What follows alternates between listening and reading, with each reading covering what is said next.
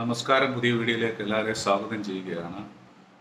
വാസ്തവത്തിൽ പല അന്വേഷണങ്ങളും വഴിമുട്ടുന്നതും അല്ലെങ്കിൽ അന്വേഷണങ്ങൾ കാലതാമസം എടുക്കുന്നതും പൊതുജനങ്ങളുടെ ഇടയിൽ സംശയമുണ്ടാക്കാറുണ്ട്.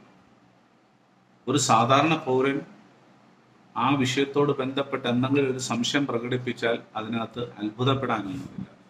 പ്രത്യേകിച്ച് പൂരം കലക്കിയതുമായി ബന്ധപ്പെട്ട ഒരു അന്വേഷണം പ്രഖ്യാപിച്ചു. എന്നാൽ ആ അന്വേഷണം പുരോഗമിക്കാതിരിക്കുവാൻ അത് ഗൗരവപൂർവ്വം കാണാതിരുന്നു എന്നും ഇപ്പോൾ അറിയുകയാണ്. മുഖ്യമന്ത്രി ഇതിന് അന്വേഷണത്തിന് ഉത്തരവിട്ടിട്ട് ദിവസങ്ങൾ കഴിഞ്ഞിട്ടും അതിനുമേൽ ഒരു തുടർ നടപടി ഉണ്ടായിട്ടില്ല എന്നുള്ളൊരു ആക്ഷേപമാണ് ഉയർന്നു വരുന്നത്. അതുപോലെ തന്നെ ADGPക്കെതിരെയുള്ള അന്വേഷണത്തിൻ്റെ വിഷയത്തോട് ബന്ധപ്പെട്ടും മാധ്യമങ്ങളിലൂടെ നമുക്ക് മനസ്സിലാക്കാനായിട്ട് കഴിയുന്നത് ആ വിഷയവും അത്ര ഗൗരവമായി മുന്നോട്ട് പോകുന്നില്ല എന്നുള്ള നിലയിലാണ്. മാത്രമല്ല, ഈ വിഷയത്തിൽ കുറ്റം ആരോപിച്ച PV അൻവർ MLA പറയുന്നത് ADGP തന്നെ പാരലായിട്ട് അദ്ദേഹത്തിൻ്റെ നിലയിലുള്ള അന്വേഷണം അദ്ദേഹത്തിന് സ്വാധീനമുള്ള പോലീസുകാരെ ഉപയോഗിച്ച് ചെയ്യുന്നു എന്നുള്ളത്. വാസ്തവികത എന്താണെന്നുള്ളത് നമുക്ക് ഈ മാധ്യമങ്ങളിലൂടെയൊക്കെ അറിയുന്ന വാർത്തകൾ മാത്രമേ ലഭ്യമാകുന്നുള്ളൂ. അതിനപ്പുറത്തേക്കുള്ള കാര്യങ്ങളെക്കുറിച്ച് നമുക്കറിയത്തില്ല. അതുകൊണ്ട് തന്നെ കൂടുതൽ വിശദാംശങ്ങളോ ആ നിലയിലുള്ള അഭിപ്രായ പ്രകടനങ്ങളോ ഒന്നും നടത്തുവാനായിട്ട് നമുക്ക് സാധ്യമല്ല.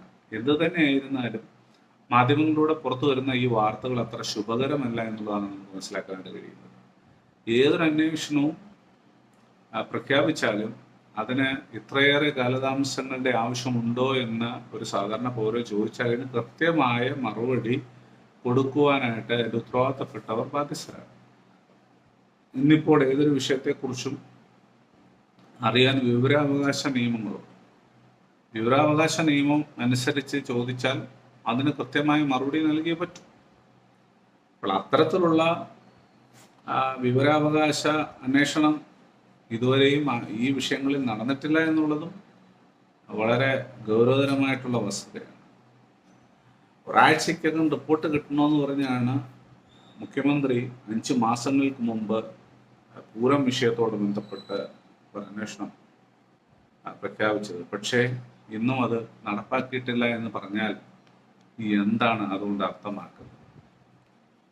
വാസ്തവത്തിൽ ഈ മുഖ്യമന്ത്രി തന്നെ ആഭ്യന്തര വകുപ്പ് കൈകാര്യം ചെയ്യുന്ന രീതികൾ ഒഴിവാക്കണം. അത് മറ്റു വകുപ്പുകളെ ഏൽപ്പിക്കണം. അപ്പോൾ തന്നെ ഉയർന്നു വരുന്ന മറ്റൊരു ചോദ്യം, ഇനി മറ്റൊരു വകുപ്പിനെ ഏൽപ്പിച്ചാൽ അതിന് മോഡിലല്ലേ മുഖ്യമന്ത്രി? അപ്പോൾ മുഖ്യമന്ത്രി ഒരു കാര്യം പറഞ്ഞാൽ അതിനെ എതിർക്കാൻ ആർക്കെങ്കിലും കഴിയുമോ? തിരുവായ്ക്ക് എതിർവായില്ല എന്ന് പറഞ്ഞതുപോലെ തിരിച്ചെന്തെങ്കിലും പറഞ്ഞാൽ പിന്നെ അവരുടെ ഭാവി എന്താണ്?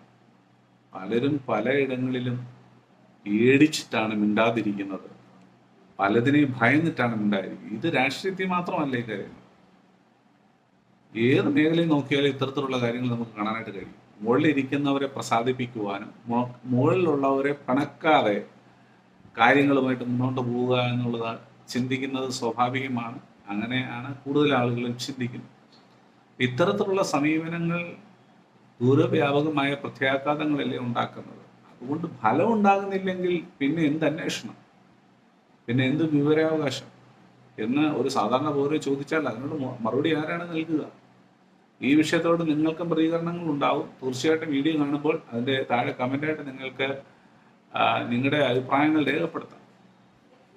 ഒരു പൗരന് പോസിറ്റീവ് നെഗറ്റീവായിട്ട് ചിന്തിക്കാനുള്ള സ്വാതന്ത്ര്യമുണ്ട്.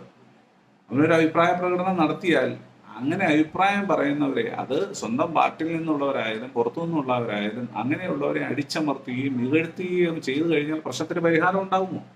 ഒരിക്കലും ഉണ്ടാകത്തില്ല. അതുകൊണ്ട് തന്നെ സത്വരമായ നടപടികൾ എടുത്ത് അടിയന്തര പ്രാധാന്യത്തോടു കൂടെ ചെയ്യേണ്ടുന്ന കാര്യങ്ങളെ ആ നിലയിൽ അതിൻ്റെ വെയിറ്റേജ് മനസ്സിലാക്കി തന്നെ ഇടപെട്ട് കഴിഞ്ഞാൽ പ്രശ്നങ്ങൾക്ക് വളരെ വേഗം പരിഹാരം ഉണ്ടാകും. തീർച്ചയായിട്ടും ഇതൊക്കെ ആവിയായി പോകാനുള്ള അന്വേഷണങ്ങളല്ലല്ലോ. തീർച്ചയായിട്ടും അതിന് അതിൻ്റെതായ പ്രാധാന്യവും ആവശ്യത്തിനുള്ള പരിഹാരവും ഉണ്ടാകണം. നിശ്ചയമായിട്ടും വരും ദിവസങ്ങളിൽ അത് ഉണ്ടാവുമെന്ന് നമുക്ക് പ്രതീക്ഷിക്കാം. പുതിയൊരു വീഡിയോയും വാർത്താവിശേഷങ്ങളുമായിട്ട് വീണ്ടും നിങ്ങളുടെ മുമ്പിൽ കടന്നു വരും. അതുവരെയും നന്ദി, നമസ്കാരം.